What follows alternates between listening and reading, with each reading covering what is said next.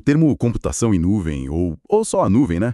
Parece até uma palavra mágica hoje em dia na tecnologia. Totalmente, resolve tudo. Exato. A gente ouve o tempo todo. Ah, a empresa migrou para a nuvem. Esse serviço roda na nuvem. Sim. Mas para muita gente é uma caixa preta, sabe?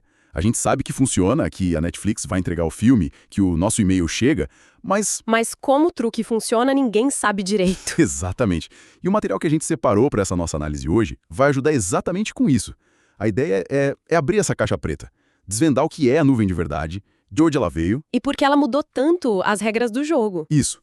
Para todo mundo, desde uma startup pequena até uma gigante da indústria. E essa é a melhor forma de olhar para a coisa, porque, no fundo, a nuvem não é um lugar, né?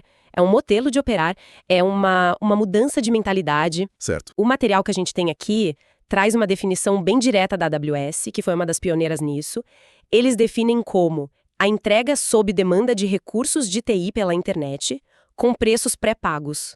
Cada palavra aí é importante, mas a ideia central que a gente vai explorar é essa transição de possuir para alugar o poder computacional. É sair da era de comprar a fazenda para simplesmente comprar o leite. Perfeito, é isso. Gosto dessa ideia. Vamos destrinchar essa definição, então.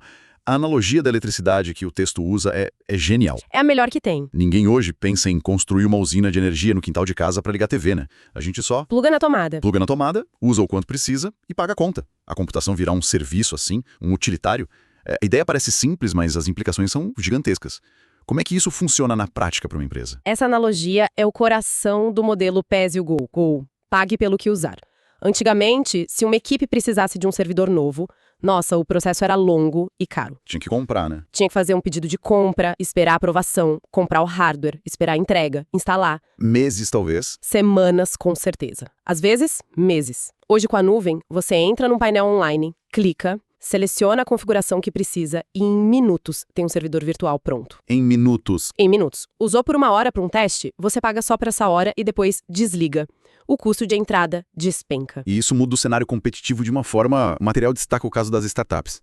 Antes, uma boa ideia precisava de, sei lá, centenas de milhares de reais só de investimento inicial. Só para comprar infraestrutura? Exato. Hoje, uma equipe pequena pode lançar um produto global com um cartão de crédito. Exatamente. E não são só as startups, né? Pensa nas grandes empresas, como o exemplo do varejo no texto. A Black Friday. Isso, a Black Friday. Uma loja online tem um pico de tráfego absurdo nesse dia.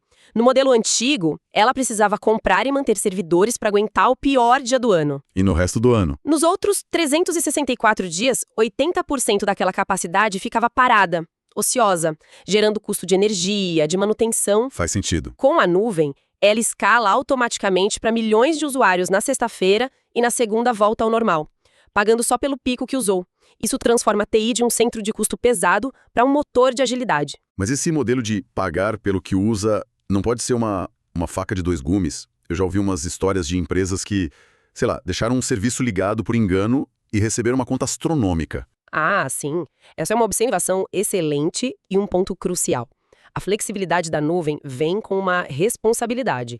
O potencial de otimizar custos é enorme, mas exige uma disciplina nova. O pessoal chama de FinOps. FinOps? Gestão financeira da nuvem?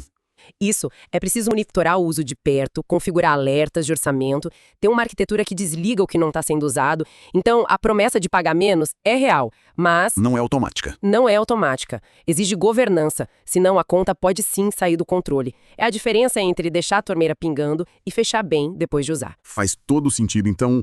Essa revolução toda não aconteceu da noite para o dia. O material dá um contexto histórico que mostra que foi uma evolução, né? Com certeza. Se a gente conectar os pontos, as raízes estão lá nos anos 90, com a popularização da World Wide Web, o modelo cliente-servidor. Certo. Mas o primeiro grande salto, como o texto aponta, foi em 1999 com a Salesforce. Salesforce. Hoje parece óbvio, né? Mas na época, a ideia de usar um CRM, um sistema de gestão de clientes, inteiramente pelo navegador, sem instalar nada, era radical. As empresas compravam CD, né?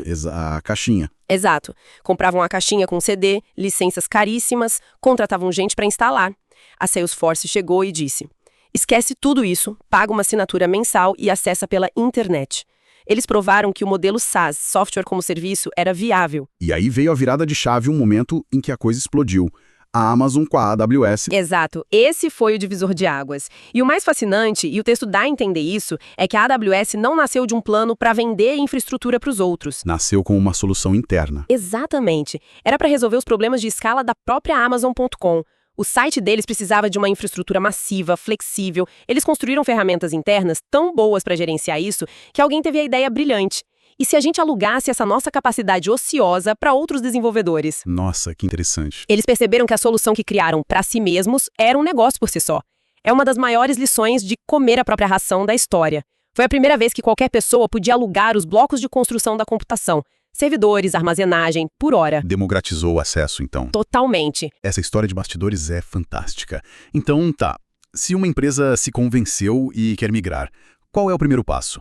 Não imagino que seja só apertar um botão e ir para a nuvem. É uma ótima pergunta, porque não tem uma solução única. O material descreve os 3 principais modelos de implantação. É como morar. Você pode alugar um apartamento, comprar uma casa ou ter um misto dos dois. Ok. O primeiro modelo é o baseado em nuvem ou a nuvem pública. Esse é o alugar tudo. O caso da startup. Perfeito. A startup do exemplo se encaixa aqui. Ela não tem data center, não tem servidor físico. Toda a infraestrutura dela está alugada de um provedor como AWS, Google ou Microsoft. É o máximo de flexibilidade com o mínimo de investimento. Tá, então ir 100% para a nuvem pública parece ótimo para uma startup. Mas e um banco, por exemplo?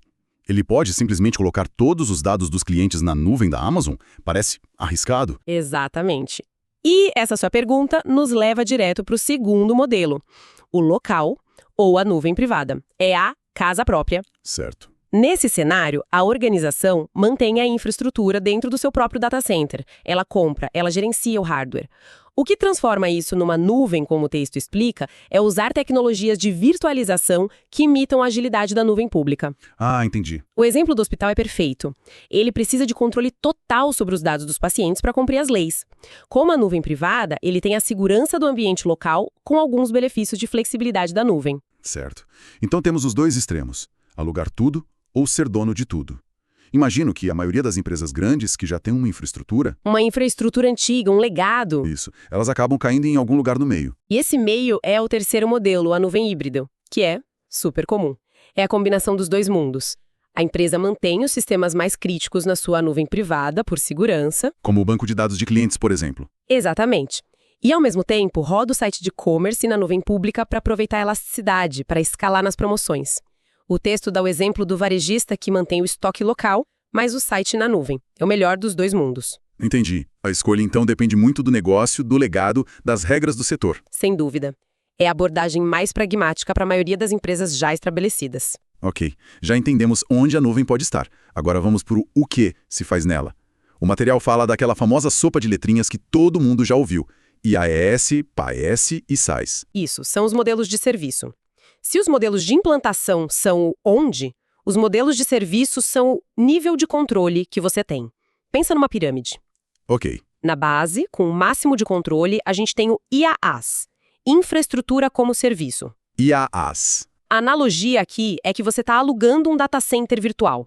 O provedor te dá os blocos de construção. Servidores virtuais, armazenamento, redes. A partir daí, é sua responsabilidade instalar e gerenciar o sistema operacional, o software, tudo. Entendi. Com IaaS, eu alugo hardware virtual e sou responsável por quase todo o resto. Subindo na pirâmide, o que vem depois? O PaaS, ou Plataforma como Serviço. No PaaS, o provedor já gerencia mais coisas para você. A analogia seria um ambiente de desenvolvimento pronto. Ah! Você não se preocupa mais com o servidor, nem com o sistema operacional, nem com as atualizações de segurança. Tudo isso é abstraído. Você simplesmente sobe o seu código e a plataforma se encarrega de rodar. Ah, então é por isso que as equipes de desenvolvimento conseguem lançar coisas novas tão rápido hoje. Eles não estão mais perdendo tempo instalando o servidor. E aplicando patches. Eles estão só programando. Isso muda tudo. Muda completamente o ciclo. E no topo da pirâmide, com um mínimo de controle para o usuário, está o SaaS, Software como Serviço. Certo. E esse, como o texto diz, é um modelo que a maioria das pessoas usa todo dia sem nem saber o nome. A analogia é simples, é usar um aplicativo pronto. Gmail, Dropbox. Exato. Gmail, Dropbox, Microsoft 365, Slack. Você não gerencia nada, não instala nada, só faz o login e usa. O provedor cuida de absolutamente tudo. Aqui a divisão fica muito clara com as analogias. Então, depois de entender tudo isso, vamos conectar. Quais são as vantagens concretas que fazem tantas empresas passarem por essa migração? O material lista os principais benefícios e eles são realmente transformadores. A gente já falou do custo, né? Trocar um investimento gigante por uma despesa mensal. Certo? Mas o benefício que eu acho mais impactante é o foco. Eu lembro no início da carreira, para conseguir um servidor novo para um projeto, o processo levava 6 semanas. 6 semanas. 6, entre aprovações, compra, entrega. Hoje, eu crio uma máquina mais potente em 3 minutos com um cartão de crédito. Essa agilidade que o texto menciona não é teoria, é uma mudança brutal. As equipes de tecnologia param de ser zeladores de servidores e viram parceiras de inovação. Isso da internet, de sites grandes que saíam do ar em momentos de pico. Sim, numa promoção, num grande evento. Isso. Hoje isso parece inaceitável. É inaceitável. E a nuvem resolve isso de forma estrutural. Os provedores constroem os data centers com redundância em tudo. Energia, refrigeração, redes. Se um servidor falha, o tráfego é redirecionado para outro, automaticamente. Essa resiliência, que antes era caríssima de construir, hoje vem quase que de fábrica. O material também diferencia escalabilidade de elasticidade. É uma nuance interessante. Sim, é um ponto-chave. Escalabilidade é a capacidade de crescer. Elasticidade, a capacidade de crescer e encolher de acordo com a demanda. Como um pulmão. Perfeito. Como um pulmão que infla e desinfla. Elasticidade evita 2 problemas: o desperdício de ter recurso parado e a perda de clientes por não ter recursos suficientes quando o pico chega. Ferramentas como a AWS Auto-Scaling fazem isso em tempo real, sem intervenção humana. É a infraestrutura reagindo ao mundo real. Exato. E por trás de tudo isso, tem 2 benefícios que só são possíveis por causa do tamanho desses provedores, né? Economias de escala e alcance global. Precisamente. Um provedor como a Amazon ou o Google não compra 1000 servidores. Eles compram centenas de milhares. O poder de negociação com os fabricantes é gigantesco. E essa economia é repassada nos preços. Uma empresa sozinha nunca conseguiria isso. Nunca. E o alcance global é a cereja do bolo. O texto menciona implantar aplicações em Tóquio, Londres e São Paulo com alguns cliques. Isso é literal. Uma pequena empresa de games no interior do Brasil pode lançar seu jogo e oferecer baixa latência para jogadores na Europa e na Ásia no mesmo dia. Isso há 15 anos seria impensável. Impensável. Custaria milhões. É a verdadeira democratização da infraestrutura global. Então, no final das contas, o que tudo isso significa? A gente abriu a caixa preta e viu que a nuvem não é mágica. É uma evolução lógica da tecnologia que nos levou de um modelo de posse para um de aluguel. Exato. Vimos os diferentes jeitos de usar, seja pública, privada ou híbrida, e os diferentes níveis de serviço, de IaaS a SaaS. E a síntese do material amarra tudo muito bem. A computação em nuvem fornece uma base que permite que as organizações de todos os tamanhos sejam mais ágeis, inovem mais rápido e respondam aos desafios do mundo digital. Tudo isso sem ficar presas à complexidade de gerenciar a própria infraestrutura. Ela nivela o campo de jogo. Nivela o campo de jogo. O texto compara a nuvem à eletricidade, um utilitário que a gente simplesmente usa sem pensar muito de onde vem. E se me deixa com uma reflexão. Se o acesso a um poder computacional praticamente infinito se tornar tão simples e onipresente quanto acender uma luz, que tipo de inovação, que hoje parece ficção científica, vai se tornar comum na nossa vida daqui a 10 ou 20 anos?